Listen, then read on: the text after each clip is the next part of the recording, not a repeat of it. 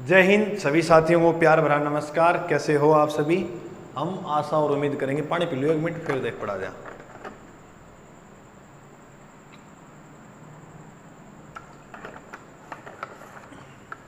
बांठा है सारा बढ़िया हो और ठीक हो, पढ़ाई बढ़िया चला रही है। RS प्री को आप टारगेट लेके चला रहे हो।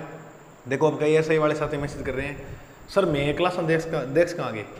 देखो चाहे आप राजस्थान पुलिस की तैयारी कर रहे हो तो भी वर्ल्ड जियोग्राफी तो वहाँ भी आती है 1-2% तो मैं कह रहा हूँ कि वर्ल्ड जियोग्राफी जिस सब्जेक्ट के अंदर है, चाहे इंडिया जीके का एग्जाम हो कोई भी हो, आप देखो। अब पर्वत थोड़ी ना, अब सादी चट्टानों को चेंज थोड़ी कर देंगे। हिमालय तो वही रहेगा, अरावली भी वही रहेगी, K2 गोडविन आस्ट्रेन भी वही रहेगी। मैंने 2 टॉपिक आपको करा दिए हैं, विश्व की प्रमुख झील और विश्व के प्रमुख पर्वत। वर्ल्ड जियोग्राफी की हमारा एपिसोड नंबर 3 है आज। मैं तुम्हें जानकारी के लिए बता दूं, देखो जब आप ये यूट्यूब चैनल सर्च मारते हो ना जीके बाय अजय सर, तब इसके प्ले लिस्ट में जाया करो। और प्ले लिस्ट में अगर आप जाओगे तो आपको ऐसे अलग अलग फोल्डर लिखे हुए मिलेंगे, अलग अलग। जैसे जैसे वर्ल्ड जियोग्राफी का अलग लिखा होगा, विश्व का भूगोल, विश्व का इतिहास, राजस्थान का भूगोल, जो भी आपको करना हो, साइंस, जो भी सारे सब्जेक्ट मिल जाएंगे, उसको क्लिक करो। और कंप्लीट राजस्थान की जियोग्राफी मैंने इसी चैनल पे इसी प्रकार डाली हुई है और वो RS लेवल की आप तैयारी कर सकते हो। उसमें कोई मतलब कंजूसी नहीं की, हमने मैटर पूरा दिया है। और दूसरी बात, ये RS की श्रृंखला चल रही है, ये पूरी करवा दूंगा मैं, टेंशन मत लो, चिंता मत करो। हर रोज क्लास मिलेगी, कभी 1-2 दिन नहीं मिले तो घबराया करो मत, काम हो जाता है। चैनल पे नए हो तो सब्सक्राइब जरूर कर लेना, बस सब्सक्राइब कर लिया करो। सब्सक्राइब क्यों हो गुरुजी, मन ठा लगाओ कि कितना लोग तैयारी करना रहा है, चलो थे देख के फिर सीधे बंद कर दो, मतलब मैं मानूंगी थे देख लो। अब कई कह कि गुरुजी मैं देखता हूँ ना आपकी क्लासे, तो कोई और ना सोच ले कि भाई मैं अजय सर की क्लास देखा। तो देखो लाइक करते हो तो लाइक कभी शो नहीं होते, कमेंट तो चलो माना शो हो जाए नीचे कि फलाने ने किया है, लाइक तो नहीं होते, तो लाइक तो कर देख रहे हो यार। शेयर ना करो चलो कोई बात नहीं, लाइक तो कर ही देख रो, ठीक है। अच्छा ये जो है यही टेलीग्राम चैनल है अपना, टेलीग्राम चैनल भी इसी नाम से है। अच्छा आज जो टॉपिक है वो विश्व के प्रमुख मैदान है, बिल्कुल सिंपल टॉपिक है। उससे पहले मैंने एक पार्ट और कराया था आपको, राजस्थान विश्व के पर्वत, उसमें कुछ 4-6 लाइनें वो छूट गई थी, यहाँ ऐड कर लो वो। देखो एक तो आप पर्वत और उनके सर्वोच्च शिखर, मैंने जो कल वाली क्लास में करवाए थे वो सारे ही इंपॉर्टेंट है। अपलेशियन पर्वत का सबसे ऊंचा कौन सा है, रॉकी पर्वत का सबसे ऊंचा कौन सा, वो सारे ही रट लेना है ना। टॉपिकल बताना किसका है, गुरुजी एटलस का है, ये तो पता ही है बिल्कुल। आल्प्स पर्वत का है, यूरोप में। अब याद रखना, एपेनाइन पर्वत का सबसे ऊंचा पर्वत कौन सा है, कार्नो ग्रांडे। कास्केड का mount Rainier. The Alps most important Alps, ये न्यूजीलैंड के अंदर है। कहाँ है, न्यूजीलैंड। तो इसके जो सबसे ऊंचा पर्वत है, ये RS में पूछा गया प्रश्न, याद रखना, माउंट कुक। कौन सा है, माउंट कुक। कापे पियर, इसका होगा गर्ला कोविक्सी। तो ये मोस्ट इंपॉर्टेंट है, ये थोड़े रट लेना आप। एपेनाइन का कार्नो ग्रांडे, एपेनाइन का कार्नो ग्रांडे, एपेनाइन को बोलो कार्नो ग्रांडे, एपेनाइन का बोलो कार्नो ग्रांडे। कास्केड, ये याद, ये रेशियर, कास्केड रेशियर।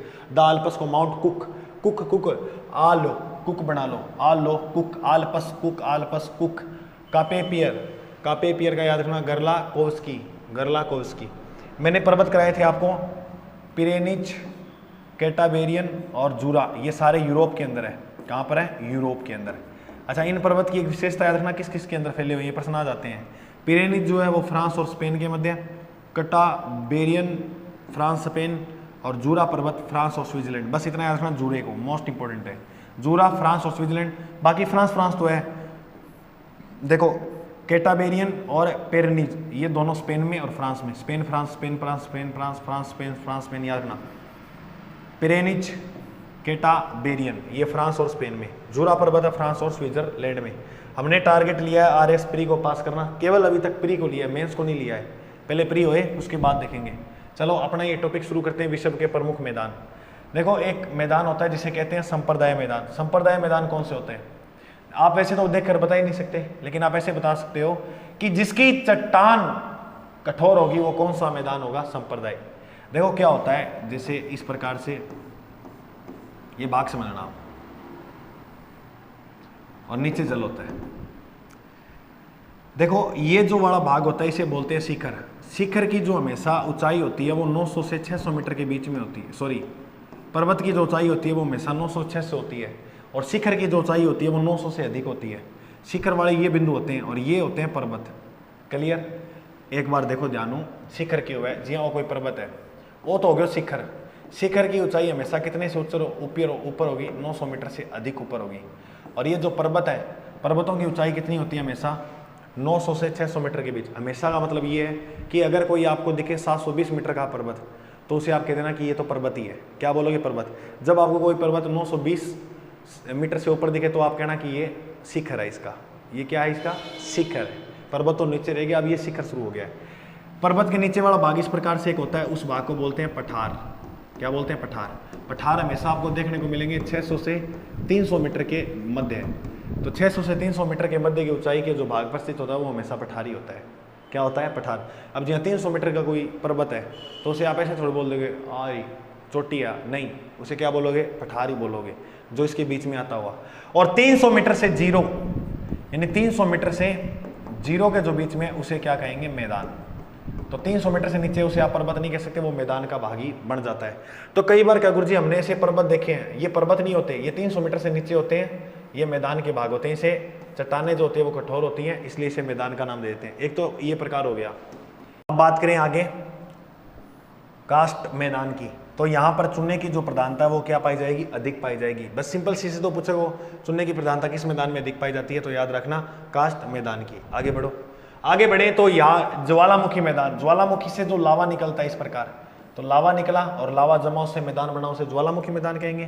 देखो पहले मैंने पढ़ा दिया था, क्लास के बीच में बंद हो गई थी, तो ये तो संघर्ष है जीवन में, देखना ही पड़ेगा। ये सूरज है, सूरज की किरणें पड़ रही है, और ये क्या है? ये ग्लेशियर है। क्या है? ग्लेशियर। ग्लेशियर बोलते हैं बर्फ के बड़े बड़े पठार मैदान होते हैं ना उनको। तो ये क्या, जब जैसे धूप पड़ेगी तो ये पिघलने लग जाएंगे, और पिघलने लग जाएंगे तो इनसे जो नदियाँ हैं, यानी बर्फ पिघलने लग जाएगी तो नदियाँ बनने लग जाएंगी, और जिससे जो मैदान बनेगा वो क्या कहलाएगा? जलोढ़ मैदान, ने अपोढ़ मैदान भी कहा जाता है। चलें आगे, बिल्कुल चलो। अब अपने को सिर्फ और सिर्फ मैदान याद करने हैं। बिल्कुल सिंपल जो है वो कहानी है। जैसे उत्तरी अमेरिका, सबसे पहले उत्तरी अमेरिका में पहला मैदान याद करो, परमेरी। यानी ये याद रखियो, कनाडा के अंदर जिको मैदान है वो है परमेरी। किसो मैदान है? परमेरी। तो परमेरी कनाडा में। ये याद रखियो, प्राइमरी में होता तो कान पकड़ के जो है वो घर का छोड़ के आता है, चलो स्कूल। अब 4 यहाँ याद करने हैं। कौन कौन से? लोनास, सेल्वास, कैंपास, पंपास। याद है रखना। देखो आसनास, वास, पास, पास, बस इतनी हिंट चाहिए था ना पेपर में। दक्षिण अमेरिका कर देना उत्तर। ये कहाँ है? दक्षिण अमेरिका में। लोनास है वेनेजुएला के अंदर, सेल्वास अमेजन नदी घाटी के स्थान पर है, और कैंपास इधर दक्षिण अमेरिका में है, और पंपास अर्जेंटीना के अंदर है। कहाँ पर? अर्जेंटीना में। बोलो लोनास, सेल्वास, कैंपास, पंपास। बोलो एक बार थे खुद बोलो, Llanos, Selvas, Campos, Pampas. Llanos, Llanos, Selvas, Campos, Pampas. गुरुजी याद हो गया। आओ फिर इन्हें। अफ्रीका का ये मध्य पूर्वी अफ्रीका जो बड़ा बेल्ट है, यहाँ पर जो घास के मैदान मिले उन्हें सवाना कहते हैं, अफ्रीका के अंदर है ना। और दक्षिण अफ्रीका के अंदर जो मिलते हैं उन्हें वेल्ट कहते हैं। इधर के उसे वोल्ट कटा वो दक्षिण अफ्रीका को सवाना और वेल्ट। यूरोप के अंदर जो है वो पुस्टाच, हंगरी के अंदर है ना पुस्टाच, और न्यूजीलैंड के अंदर कैटरबरी। न्यूजीलैंड में कौन से? देखो न्यू को मतलब नई, नई नई क्रेटबरी, कैटरबरी है ना, नई नई। ऑस्ट्रेलिया के अंदर है डाउन्स, डाउन ऑस्ट्रेलिया में हो गया जाकर। डाउन्स मैदान कहाँ? ऑस्ट्रेलिया में। डाउन्स मैदान कहाँ है? ऑस्ट्रेलिया में। अब ये एशिया, ये यूरोप है, और ये एशिया है। ठीक है, थोड़ा बड़ा नहीं सही ढंग से चित्र, कोई बात नहीं है। और इसके बीच में जो मैदान है उन्हें बोलते हैं स्टेपिज, जिसे कहते हैं यूरेशिया। यूरेशिया का मतलब होता है जो मैदान यूरोप और एशिया दोनों में फैला हो, उसे क्या बोलते हैं? यूरेशिया। यानी कोई भी पर्वत है, कोई पठार है, वो दोनों में देशों में फैला होता है, यूरोप और एशिया में, तो उसे क्या बोलते हैं? यूरेशिया। दोनों महादेश है ना, ये यूरोप और एशिया, इन महादेशों में फैला होता है तो उसे क्या बोलते हैं? यूरेशिया। जैसे स्टेपिज तो दोनों के अंदर है, यूरोप में भी एशिया में, इसलिए क्या बोलते हैं? यूरेशिया। और यहाँ टुंड्रा घास के मैदान है, और इधर चीन के अंदर मंचूरिया। बिल्कुल सिंपल सी कहानी है। मैं उम्मीद और आशा करूँगा तुम्हें सारी समझ में आ गई होगी। और आप चैनल पे नए हो तो मेरे प्रिय साथी गणों सब्सक्राइब कर लो, क्योंकि आपको इस प्रकार से जो क्लासेज हैं वो नोटिफिकेशन मिलते रहेंगे। और अपना यही टेलीग्राम चैनल है तो इससे भी जुड़ जाओ। क्लासेज अच्छी लग रही है तो लाइक करके मुझे बता दो। देखो कमेंट तो तुम नहीं कर सकते, क्यों नहीं कर सकते? क्योंकि वो देख लेता ना भाई थे भी आ रही इसकी तैयारी लाग रहो कोई ये वास्ते थे डरो कमेंट करो। चलो कमेंट ना करो, थोड़ा सा एक अच्छा मैसेज मिल जाता है कमेंट करने से, और तो क्या होता है लाइक कर दोगे तो ही मुझे हो जाएगा चलो आपने क्लास देखी है। अब लाइक में तो शो नहीं होता कि आपने लाइक किया है, तो बस मेरी आत्मा को शांति मिल जाएगी तुम लाइक कर दोगे तो। और कई लोग स्टेटस लगाते हैं, उनका बहुत बहुत आभार, धन्यवाद। जय हिंद, राम राम, मिला।